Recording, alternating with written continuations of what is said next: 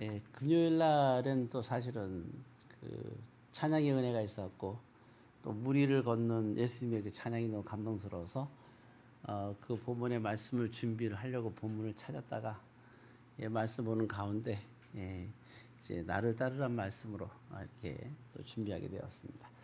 오늘 그래서 주어지는 말씀은 마태복음 8장 말씀입니다.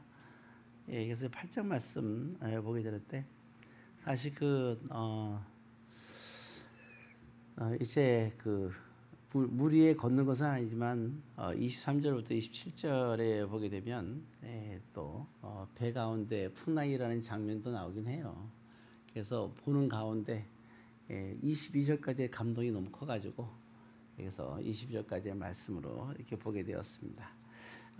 그래서 오늘의 말씀은 22절까지의 말씀이다. 23절까지라고 하겠군요. 23절까지 내용이 다 생각하면 되고 8장의 1절부터 23절까지의 내용 속에서 우리가 살펴볼 텐데 여기 보게 되면 이제 예수님이 이제 그러한 병을 고쳐주는 장면이 나오는데 그리고 나서 이제 여러 가지 몇 가지 얘기를 쭉 하시는 장면이 나와요. 예를 들어서 보면은 17절 말씀 보게 되는데 17절부터 말씀이 쭉 나오게 돼 있어요. 그래서 그 말씀에서 예수님이 이제 또 아주 중요한 말씀을 한 가지 또 하시는 장면이 나오고 있습니다. 그거는 이제 좀 이따가 말씀을 나눌 거고요. 그 말씀을 중심으로 앞에는 두 사람이 나오는데 한 사람은 나병 환자가 예수님 앞에 찾아오고 두 번째는 아주 믿음이 좋은 사람 백부장이 등장하고 있어요. 뭐 예수님이 얼마나 많은 사람을 고쳤겠어요. 그런데 오늘 이 마태복음에서는 이 두 사람을 소개하고 있습니다.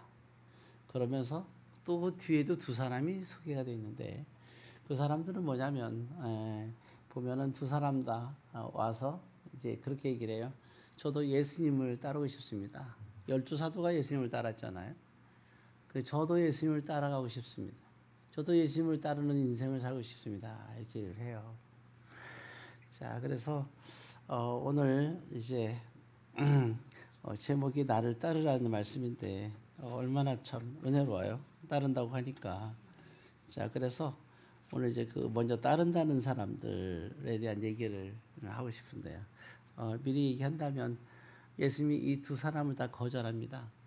거절할 수밖에 없게 아니라 예수님이 거절한 게 아니라 그들 스스로가 따르지 못했다고 보는 게 정상이겠죠. 자, 우리가 아주 중요한 말씀이 나오는 말씀인데요. 19절의 말씀입니다. 19절, 20절 한번 같이 있습니다. 한 서기관이 나와 예수께 아뢰되 선생님이여 어디로 가신지 저는 따르리이다. 이렇게 얘기했죠. 어디를 가든지 따르겠다. 멋지죠? 다 따른다고 하니까 예수님의 20절의 한마디에 바람과 함께 사라지고 있어요. 뭐 바람과 함께 사라지다 무슨 말 듣던 얘기 같은데 20절에 그래서 예수님이 뭐라고 했길래 도대체 이 서기관은 떠날까? 자, 한번 읽어보겠습니다. 예수께서 이르시되 여호도 굴이 있고 공중의 새도 거쳐가시되 인자는 머리 둘 것이 없다 하시더라. 서기관이라면 굉장히 학식이 많은 사람이에요.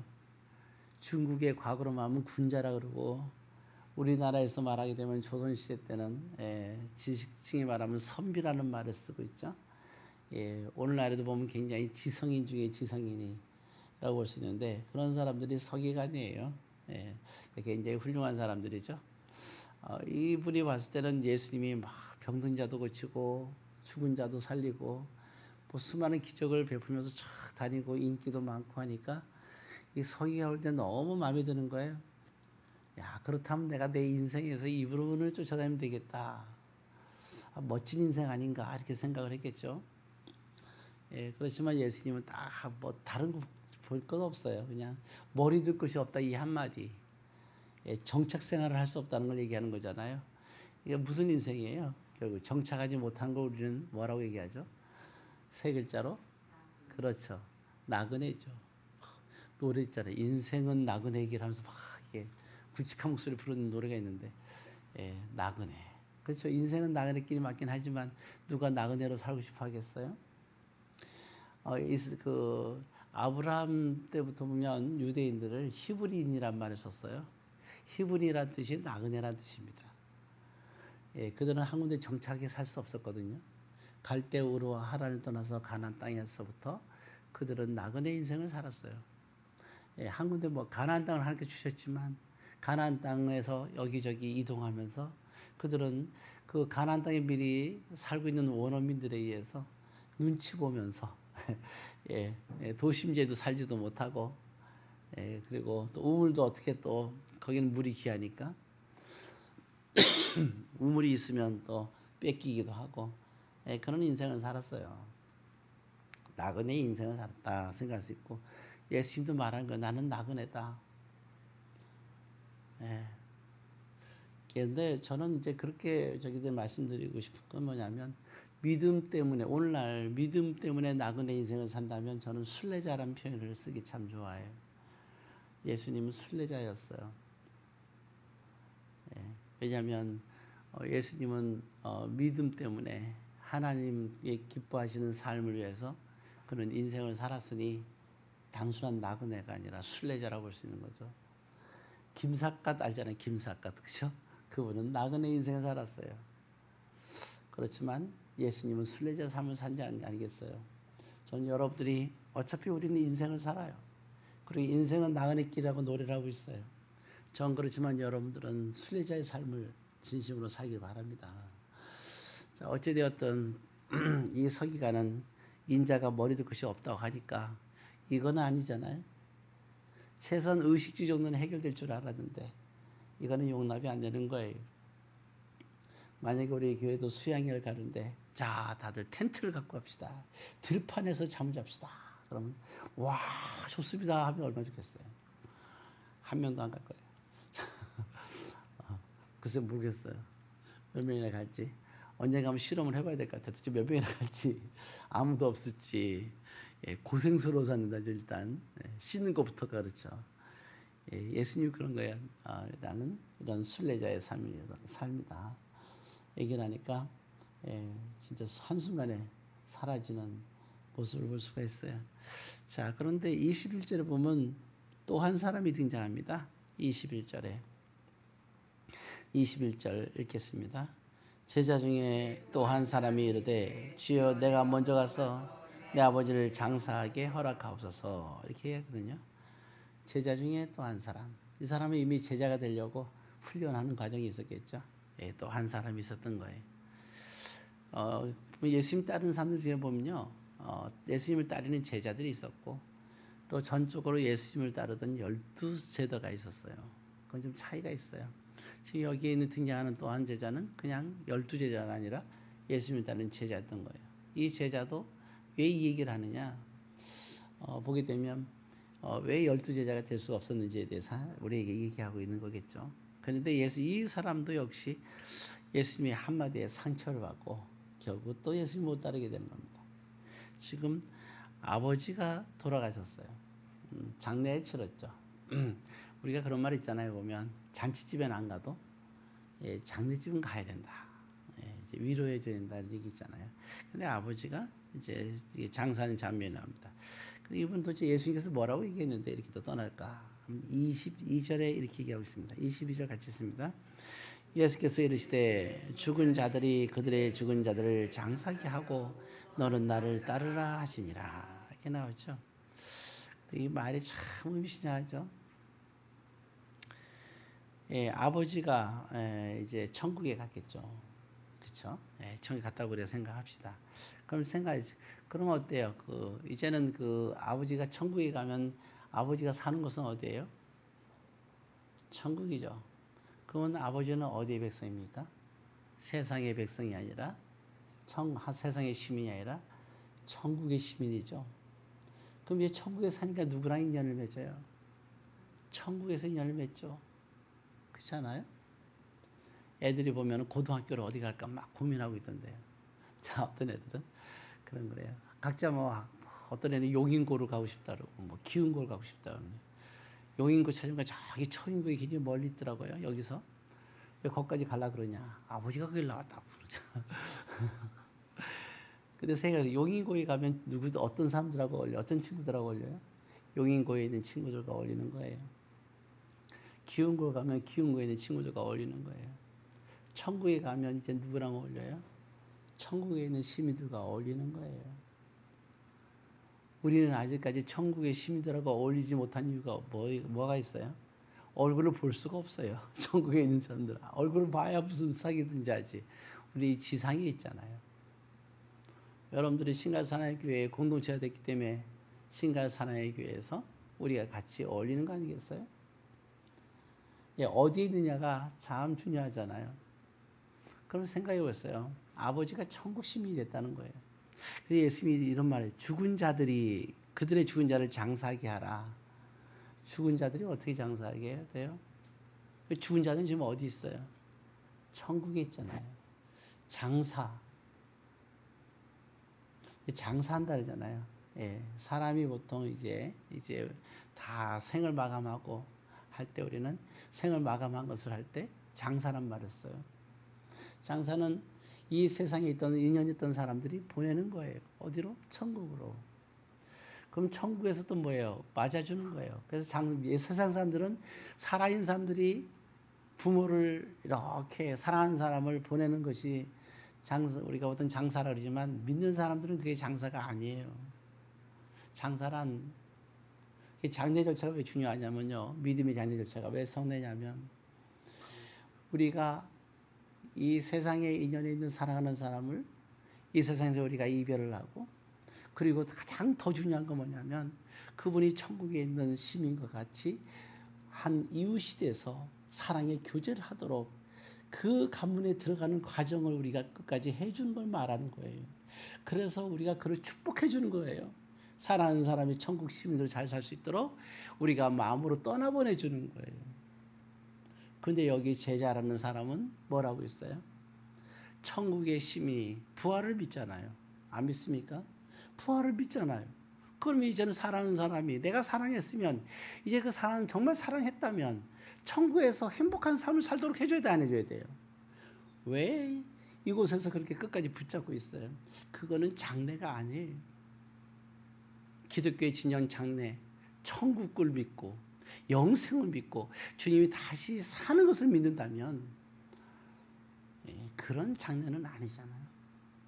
왜냐하면 우리가 슬퍼하는 이유는 뭐예요? 왜 우리가 그런 거예요? 그래서 우리가 생각할 때 진정한 장래의 의미를 우리는 생각할 수 있어요. 우리는 부활을 믿고 천국을 믿기 때문에 사랑하는 사람이 천국에서 행복하게 산다는 것을 우리는 기억할 수 있어야 돼요. 천국은 정말 행복한 곳이에요. 이 세상과 똑같은 곳이 아니란 말이에요. 이렇게 행복한 곳에 있는 것에서 우리는 어떻게 돼요? 축복해주고 그리고 우리도 천국에 대한 소망을 가져야 되는 것이지.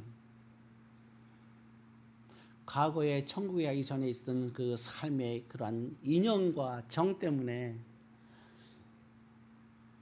그를 장례를 보내는 것 때문에 예수님을 따를 수 없다고 하니 예수님이 이 말씀을 한 거예요. 그래서 여러분 우리가 믿음 생활에서는 너는 정말 부활을 믿느냐 할 때 이 부활의 의미를 여러분 똑바로 알아야 되는 거예요. 정말 부활을 믿는 사람이라면 우리 모두 왜 우리가 가족을 전도를 하고 사랑하는 사람을 전도해요? 천국에서 만나자는 거잖아요. 안 그렇습니까? 천국에서 다시 보자 이거 아니에요? 그게 우리의 마인드고 기독교의 핵심 아니겠습니까? 예. 너는 부활을 믿느냐? 죽은 자도 살겠고 살아있는 자도 살겠는 것을 너는 그것을 믿느냐 이거죠. 영원히 죽지 않는 걸 믿느냐? 그렇잖아요. 그래서 우리는 천국은요. 어떤 사람이 그랬어요. 저도 이렇게 생각하는데 살아있는 사람은 살다가 우리가 헤어지잖아요. 왼수 시간처럼 내가 헤어지잖아요. 정말 그 사람하고 우리 관계에서는 나에게는 내 인생에서 그 사람 죽은 거나 다름없어요. 왜? 안 만나니까. 그러나 여러분 사랑하는 사람이 천국에 갔을 때는 어때요? 우리에게는 반드시 만남이 예비되어 있잖아요. 아무리 사랑해도 그분이 천국에 안 가 있다면 그렇다면 그거는 슬픈 일이죠. 그러나 천국에 가 있다면 그건 가장 큰 축복을 받은 거예요. 천국에 간 사람이나 천국에 보낸 사람이 똑같이 축복을 받은 거예요. 그런데 어떻게 연연하여 주를 따른 일에 있어서 어떻게 거기에 연연하고 살고 있냐, 생각하고 있냐, 그죠? 그런 생각 속에서 어떻게 주를 섬길 수 있겠어요? 그게 제자로서의 길이 아니란 말이에요. 그런데 이분은 어때요? 죽은 자들을 장사하고, 본인이 하도 이렇게 생각할 수 있죠. 아버지가 돌아가셨는데 난 슬픈데 예수님 이렇게 냉정하게 계시는 거예요. 이걸 냉정하게 바라는 게 아니라 이해를 못하는 거고, 아니면 그런 믿음이 없는 거죠. 진정한 부활을 믿는 게 아닌 거죠. 참된 부활을 믿다면 사랑하는 사람이 천국 갔으니 오히려 행복해야 되는 거예요. 그렇잖아요? 그리고 나는 축복받아야 돼. 왜? 내가 사랑하는 사람이 천국 갔으니 모든 사람이 나를 축복해줘야 되고 나는 감사와 기쁨이 넘쳐야 되는 거예요. 그렇잖아요. 그러니까 사람의 감정의 슬픔보다 천국에 대한 소망에 대한 기쁨이 더 훨씬 커야 되는 거예요. 이게 부활의 신앙이라는 거 아니겠어요? 무엇이 붙잡고 있는 거예요? 왜 살아생전에 아버지가 아니라 천국 간 아버지가 왜 이 제자를 붙잡고 있냐고요. 주님을 따르는 곳에 있어서. 이런 부활의 신앙이 분명하지 않은 사람이 예수를 따를 수는 없는 거 아니에요. 주님은 십자가에 죽으러 가는 거예요. 그리고 다시 부활하실 거예요. 그런데 부활하신 주님을 믿지 못하는, 확신을 갖지 못하고 주님이 십자가에 죽는 것이 너에게는 더 큰 기쁨이 되리라는 이 말씀을 믿지 못한다면 어떻게 주님의 제자라고 할 수 있어요? 왜냐하면 주님은 반드시 뭐 할 거니까? 다시 살아날 거니까. 주님이 십자가에 죽고 부활했을 때 뭐예요? 아버지께서 그 십자가의 길을 감당했던 아들에게 모든 영광을 주셨잖아요. 그 일을 감당했어요. 전 여러분들이 그러한 분명한 부활의 신앙을 다 가지시길 바라고, 그리고 감사할 수 있어야 돼요. 저도 저희 아버님이 천국에 가셨는데 아주 눈물은 났지만 감사했어요. 제가 감사하는 게 눈에 보였는지 집리하던 목사님이 저를 갖다가 기도를 시키는 거예요. 이렇게 관 속에 이렇게 들어갈 때 참 살자보니 별일을 다 보겠다 생각을 했어요. 수많은 기도할 사람인데 저를 시키는 거예요. 어떻게 그래도 순종하는 마음으로 제가 기도를 했습니다. 그리고 감사했어요. 그래서 저는 행복해요. 저는 아직도 아버지를 많이 사랑합니다. 그래서 다시 만날 걸 생각하니까 아주 기분이 좋아요. 여러분들도 기쁨이 넘치기 바랍니다. 자, 그러니까 그러잖아요. 죽은 자들이 그들의 죽은 자들을 장사하게 하고 너는 나를 따르라. 이거는 부활의 신앙이 없으면 이건 말도 안 되는 거죠.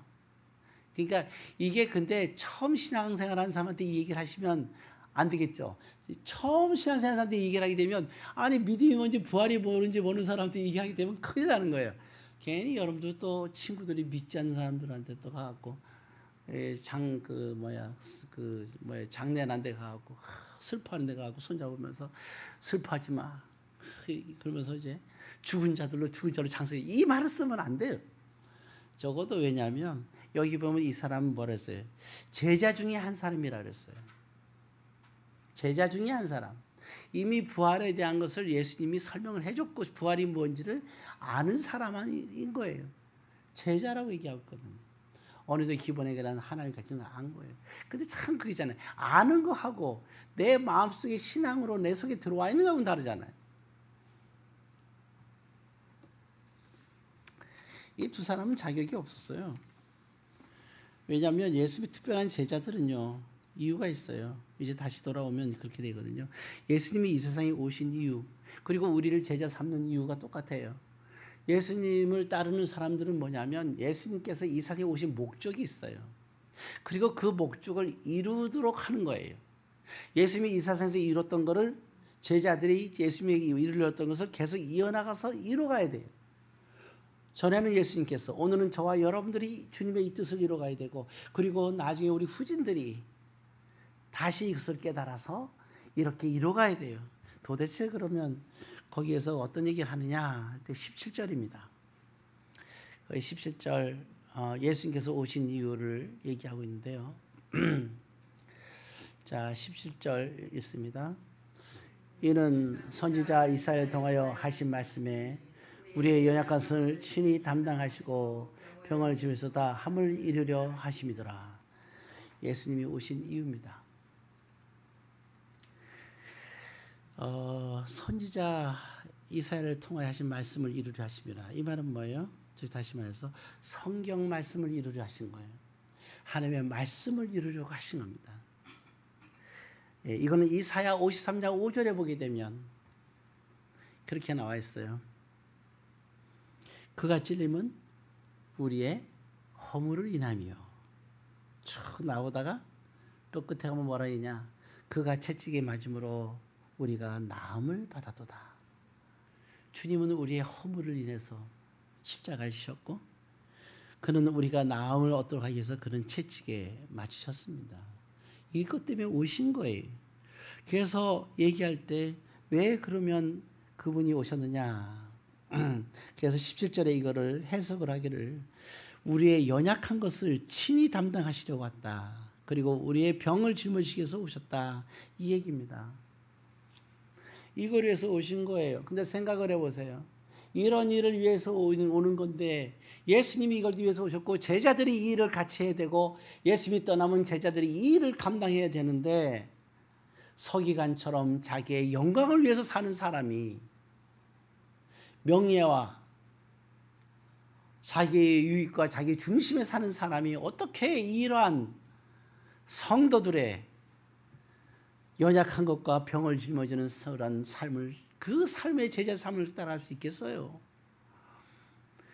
천국에 가서 행복하게 있는 아버지가 있는데 아버지가 행복한 삶을 살게 되는데 그것을 과거의 삶 속에서 거기에 얽매여 가지고 거기에서 슬퍼하는 마음만 가지고 사는 사람이 어떻게 예수님의 연약한 자를 위하여 친히 담당하시고 또한 병든 자를 위하여 채찍에 맞으시는 그 사명을 어떻게 우리가 과거의 삶 속에서 슬픔을 가지고 그러한 생각 속에서 우리가 갇혀 살면서 어떻게 주의를 감당하겠냐고요. 어떻게 제자의 길을 갈 수 있겠냐고요. 그거는 불가능한 거예요. 예, 문득 볼 때 그런데 아주 유명한 그런 대통령 연설이 있잖아요. 미국의 대통령 중에서 최고의 그런 뛰어난 대통령이 링컨 대통령인데 1863년 캐티즈버그에서 연설한 아주 유명한 우리의 정부는 어떻게 되느냐 할 때 링컨은 가장 성경적으로 얘기를 하죠. 링컨이 읽은 거는 뭐 잘 아시잖아요. 성경하고 철로역정밖에 없단 말이에요. 정말 인생을 성경만 읽었던 철로역정만 읽었던 링컨이 다 앞장서서 딱 읽을 때 이런 거예요.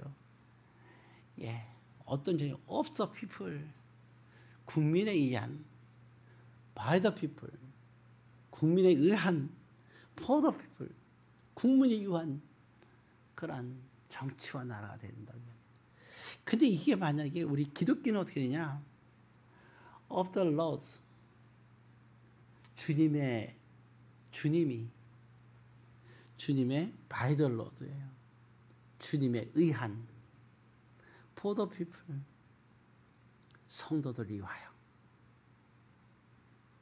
내가 아니라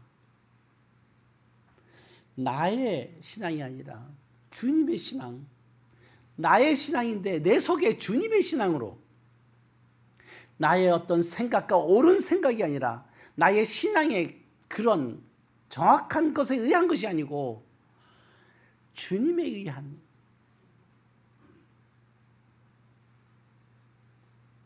성도들 위한 그러한 공동체, 그게 제자예요. 저는 그래서 정말 그런 먼저 우리가 정말 오래전에 그 노예들이 그렇게 아프리카에서 잡혀서 노예들이 얼마나 비참한 삶을 살았어요. 그 노예들을 해방시켰던 분이 링컨 대통령이잖아요. 왜? 그는 for the people,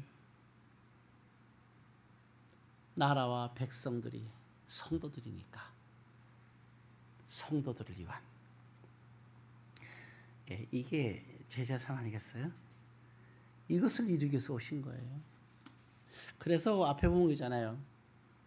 예수님께서 하신 일에 보면 첫 번째 나온 게 나병 환자가 나왔다 그랬죠. 그래서 나병 환자가 처음에 찾아온 장면이 있어요. 그 2절에 보면 나병 환자가 다 찾아와요. 여러분 나병 환자 뭔지 아시죠? 불치병입니다. 그리고 병 중에 제일 끔찍한 병이 뭐예요? 나병은요 묻는 병인데 전염이 되는 거 있고 전염이 안 되는 게 있어요.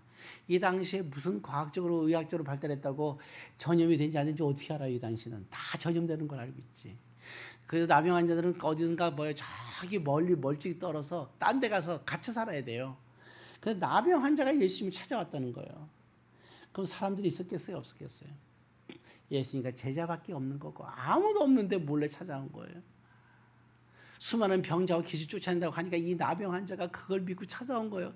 그럼 내 병도 고칠 수 있지 않겠는가? 근데 제일 걱정이 뭐예요? 사람들이 예수님 때 늘 사람이 있었잖아요. 예수님이 사람들이 없어요. 찾아오려니까 얼마나 힘들었겠어요. 얼마나 오랫동안 지켜봤겠어요. 예수님을.